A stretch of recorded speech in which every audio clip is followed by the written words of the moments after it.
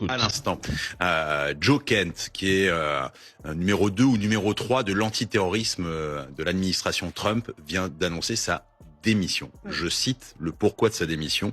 Je ne peux pas en toute conscience soutenir la guerre en cours en Iran.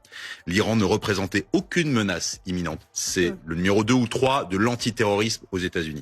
L'Iran ne représentait aucune menace imminente pour notre nation et il est clair que nous avons commencé cette guerre en raison de la pression d'Israël et de son puissant lobby américain. Débat qui bouillonnait, je dirais, dans la marmite politique américaine et l'eau bouillante commence à en sortir.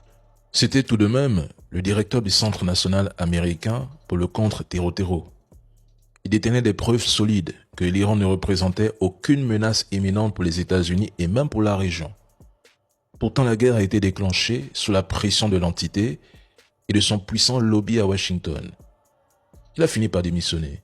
Et comme souvent, on le traitera de pro-iranien ou de propagandiste en oubliant qu'il occupait l'un des postes les plus sensibles de l'appareil sécuritaire américain. On ne nomme pas n'importe qui à ce poste aux États-Unis.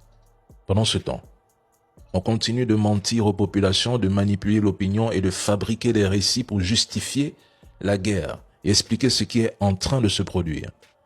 Et voilà que l'entité appelle ouvertement les Iraniens à renverser leur gouvernement et à prendre leur destin en main. Je ne sais pas si ces annonces sont faites exprès. On dit souvent que les mêmes causes produisent les mêmes effets. Ces éliminations ciblées risquent surtout de renforcer le soutien au gouvernement. En Iran, tous ces dirigeants savent qu'ils figurent sur une liste de cibles. Plus vous les éliminerez, plus vous ferez émerger des personnes qui ne seront pas raisonnables.